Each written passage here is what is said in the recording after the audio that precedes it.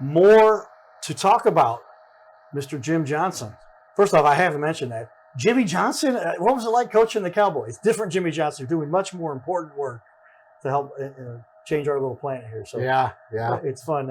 But Jim and I both did play football. I was the kicker. Does that count as a player? I don't know if that counts. But that was a joke. Well, as an offensive lineman, no. The kicker of those guys, just make sure he doesn't miss the field goal. Yeah, right. That's all we care about. But yeah, a lot of fun and a sports background that we both draw from a little bit, and doing other more important things here as we continue on. With that, we want to share some more about how Jim is doing it, how he's changing the world, and all of the excitement he's got going on behind us. I'm looking at our TV wall behind us. We just covered the mistakes people make, and I get it. If you missed that part in our first show, check it out. Go watch the first show. It's on our YouTubes, Facebooks, any place you can find it. Go to Jim's website here. Just Google search Johnson's Home Contracting, and he'll show up because they do great work. But with that, let's go in and talk a little bit more.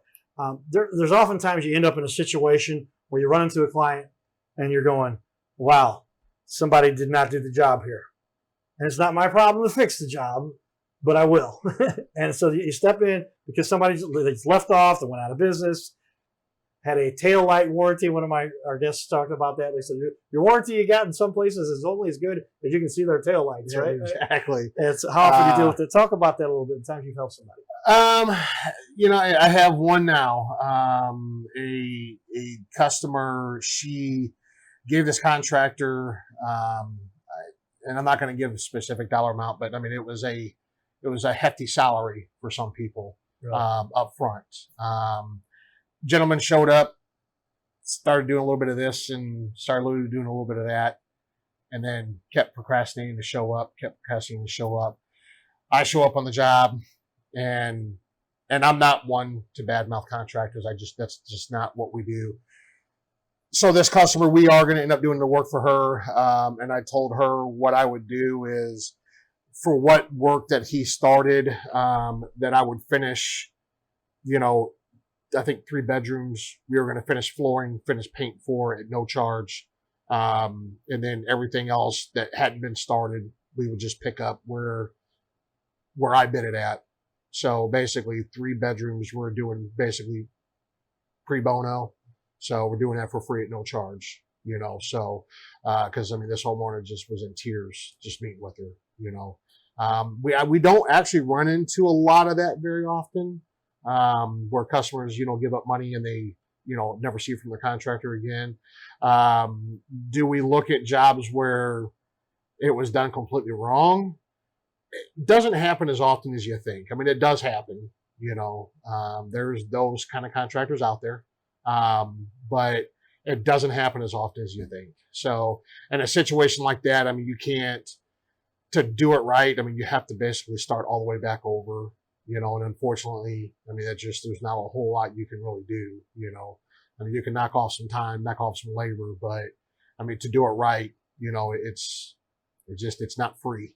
So unfortunately, well, I get it. And, there are times when it happens. I can speak specific, again, not to name anybody, but somebody I know ended up on the news, and it was clear. And I knew a little bit about the situation. The guy just was struggling financially, and we all go through our hurdles in life, but you still got to make right what was right, and that's where you're coming in to help people to do that. And that's a good thing to hear about, because there's so many people that they can just walk away. Hey, I got more money I can make over here. But when you step up to do those kinds of things, those are the kinds of people we like to exemplify on our show here. Tell me, though, what's the process? When somebody says, man, I want to work with you, I love what you're doing, what's the easiest way to get started with you? So first is we set up a time to do our consultation. We do a walkthrough. I always tell customers, let's allow an hour for our consultation. We'll do our walkthroughs. We'll take plenty of notes. We look for your wants. We look for your needs. What's practical, what's not practical. And then basically it takes me, and I always give myself about a week lead time, to put the bids together. And then once I email that bid over to customers call back and they say, yep, we want to move forward with it. We set up another time. We'll actually sign a contract at that point, go over tentative schedule. And then once I do that tentative schedule, I'll let customers know we'll meet 2 weeks prior or we'll meet 1 week prior to actual start date to go over any kind of changes, because there's always changes on the job. And then once we actually confirm start date, we just start it up when we say we're going to start. So it's a simple process.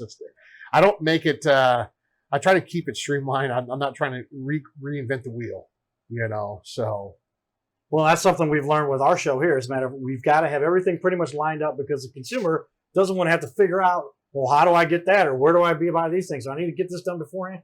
Make it simple, line it out, explain them the simple steps, and do a lot of the stuff prepping for them, obviously.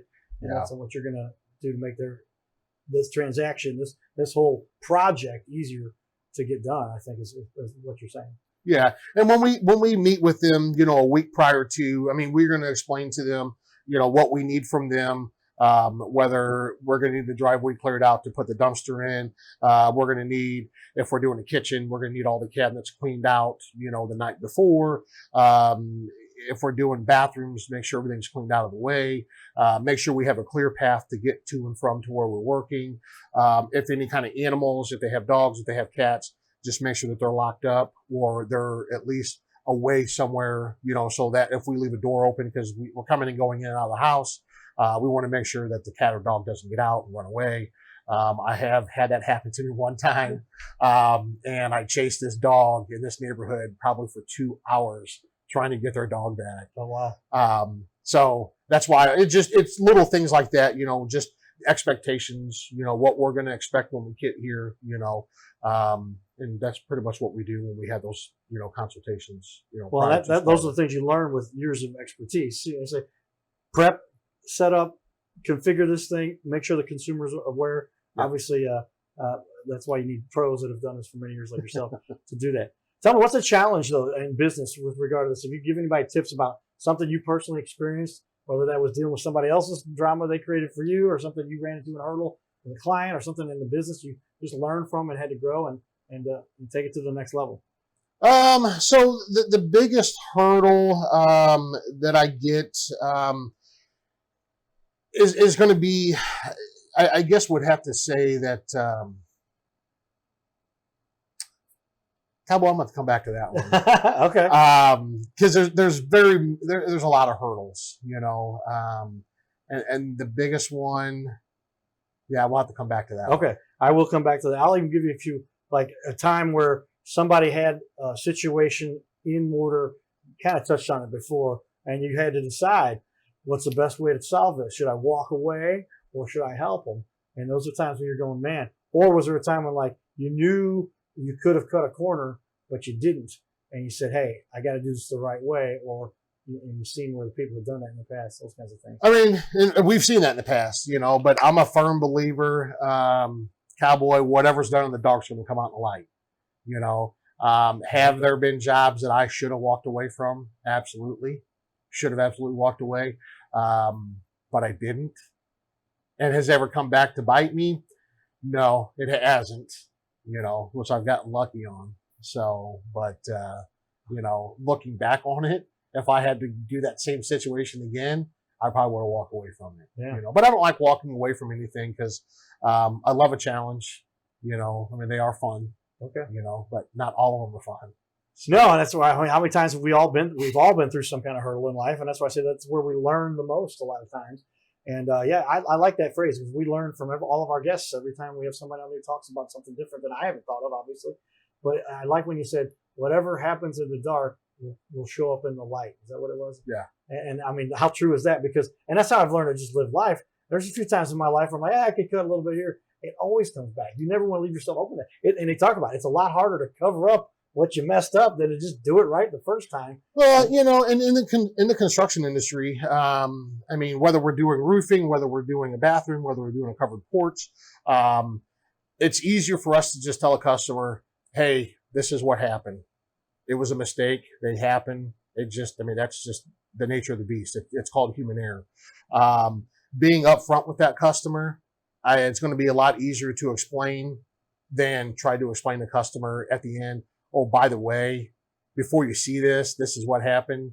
If we damage something, we tell the customer right away, hey, this is what happened. We're going to take care of it. It's covered, but it does happen. We always tell the customer up front, hey, this is what happened, and it doesn't happen very often, but it does happen. Well, sure. I mean, just by virtue of being on this little planet, there's going to be times. That's why I had to put the hat on again. We're talking about how you really impact our culture, our country, and this little world we live in, because it's easier. By program, I was listening to one of my favorite, Anthony Robbins, again, talking about, and I'm like, Anthony, I've been saying that for 25 years, man. But it probably might have been the first time he said it that I saw. But we all are kind of born with this self-defensive brain. They talk about from the caveman years, right? That's the way our brain is programmed by hardcore nature. You have to override that many times to say, what's the right thing to do? What's the long term? Now, I'm just not trying to survive the next 15 minutes here, which is where our brain is programmed out of the box kind of thing. But long term, how can I really impact people?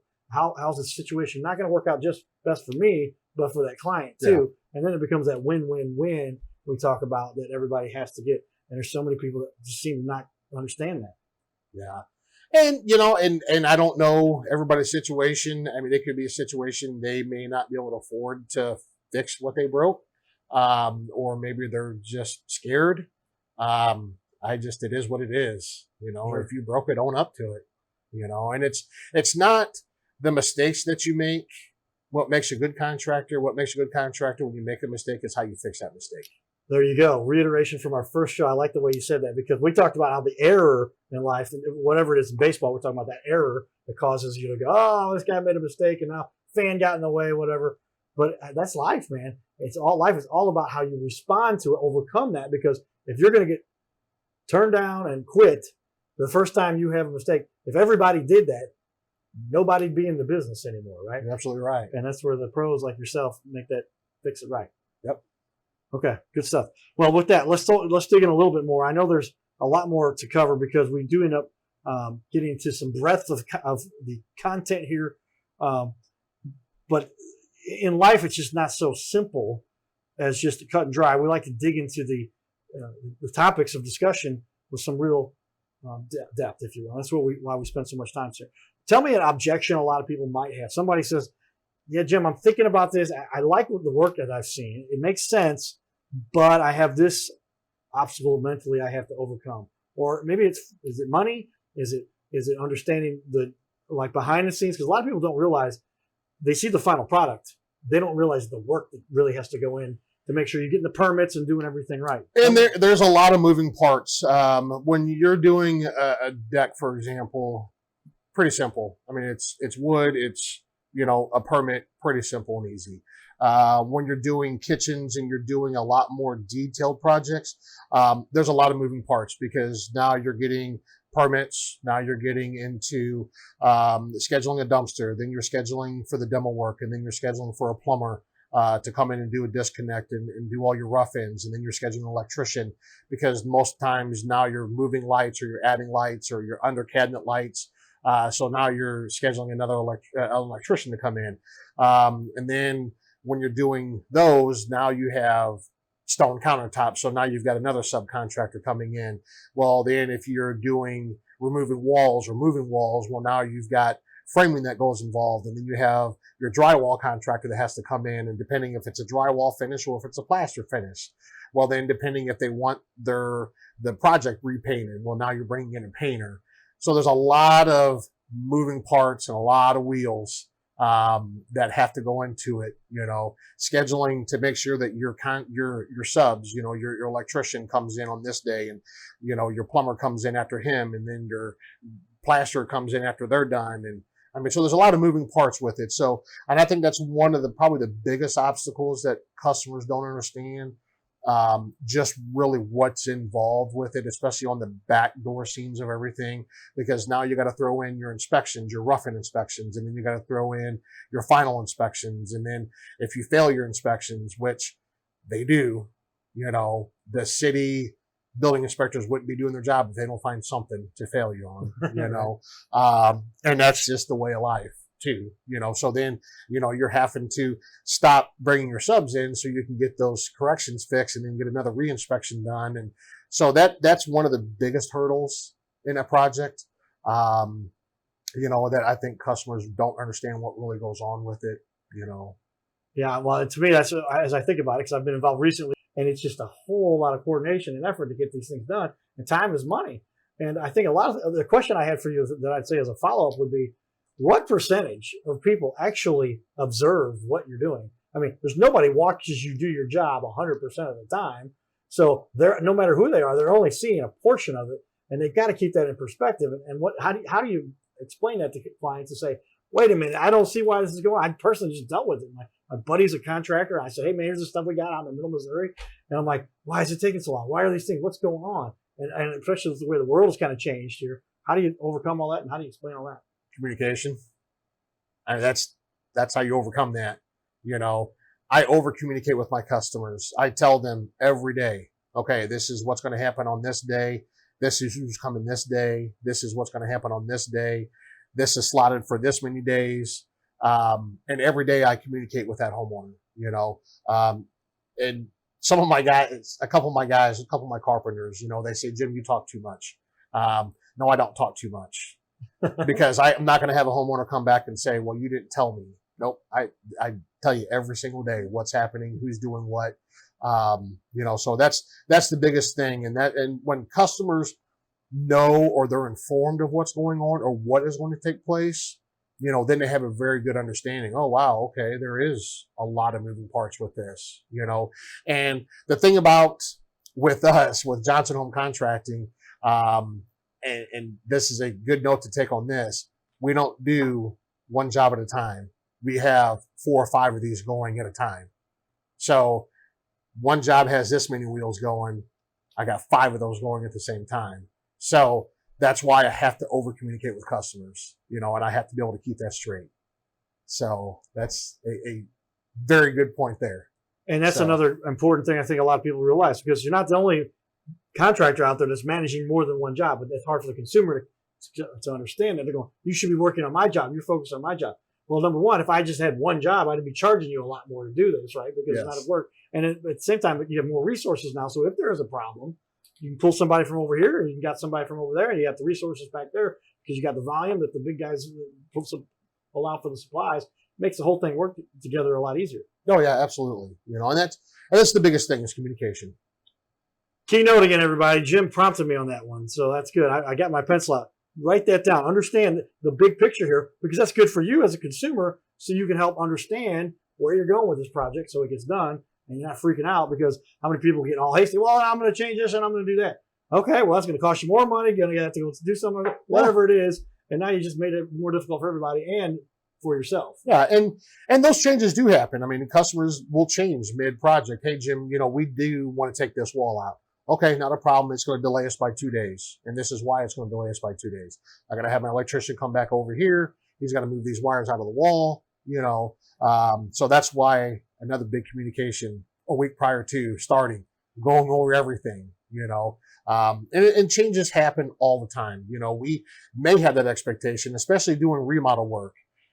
You don't know what you're going to get into until you start opening up walls, you know. So what we think we're going to do, okay, guys, we got to go to plan B because this wall can't come down. It can't come down for this reason. Or, hey, Jim, or Mr. Smith, you know, hey, we open up this wall and you have extensive termite damage, you know, and it's active termite damage. We're going to have to halt, you know, or you're going to need to get, you know, so-and-so involved in on this. So that's why communication is the biggest thing that you can do with the customer. Awesome information. A lot of people take it in for a minute, everybody, and understand there's more to this than most people realize. And it's just a lot that, obviously, when you're doing a big project, you don't want to skimp, you don't want to cut corners, because this is the number one asset most people own. Yeah. And if you cause a problem, then this place ends up burning down because you cut corners. Yes. I was just to think too, here we go, deep thoughts from the cowboy, but I mean, how many times is it just simply a matter of communication? And I'm thinking about world problems we have where these two groups hate each other internationally. And if they just would have sat down and said, oh, I didn't realize, but now they're starting wars with each other. Come on, guys, sit down, talk it out, communication. Take some notes here from Jim, and let's all just communicate better. And then we'll understand, we're all just trying to get through this little life on this little planet like everyone else. So keep that in mind. Tell me this, as we finish up here, we're getting close to the end of our second show here, but what do you get the most satisfaction from when it all is said and done? And say, as a business owner or as what you see for your client or for your employees and the contractors you work with?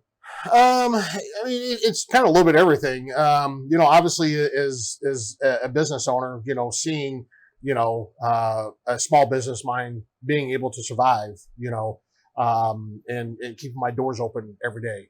As far as my subs and my employees, for me to be able to keep them employed, because there are a lot of people, that are losing their jobs, and for the customer, to be able to turn their project and their wishes into reality for them, it just looking at, an old bathroom that, they just dreaded to go into because they just, oh my gosh, this thing is just so outdated. It's nasty. And, I don't know where to start. And then to be able to, to turn that into something that, all they want to do is just show it off to their friends and all the compliments they get, So I mean, that's one of the biggest satisfactions out of it. And that's important for just the satisfaction in life. If you have that positive energy, you're surrounding yourself with the right environment. We talk about that. As a matter of when I work with kids at hospitals, we talk about you need to focus on the things that are getting you on the right path. If you're focusing on what's wrong and how bad everything is all the time, and that includes the environment you have. So when you get to turn somebody's house from somewhere where they wake up every day and they're like, oh gosh, I have to tread lightly over here because I don't want to step on that, and I don't want to trip over here, and I don't want to touch that.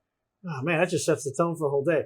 And mentally, I mean, that's just something else to overcome. So now you're really helping people have that rejuvenated sense of, man, I got a great looking house that I live in, I've worked for, I've earned, and now I get to benefit and make the world a better place going forward with that. Yeah, absolutely. That's kind of cool. All right, we'll keep that in mind when you're considering this. And I was going to say, along with that, make that one decision a little bit, everybody. Life is all about you're one decision away. I've written a song. I haven't told anybody this on TV. A few of my friends. I've written a song. It's called 2 Minutes. And I'll get it published someday. We're working on it. But in life, you just need 2 minutes of your life to make that decision to say, I'm making a change. I'm going to make a difference. I'm going to make an improvement. So don't sit here and capitulate and contemplate all day long. Decide what you want. Go after it. And if it's to become a contractor or if it's just to get your kitchen remodeled, those are the things that make big impacts. So that, and it's hard to have a remodeling job done that doesn't give an incredible ROI.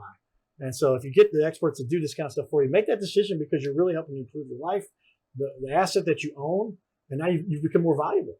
And it increases the value of everything you own by doing so. So good stuff.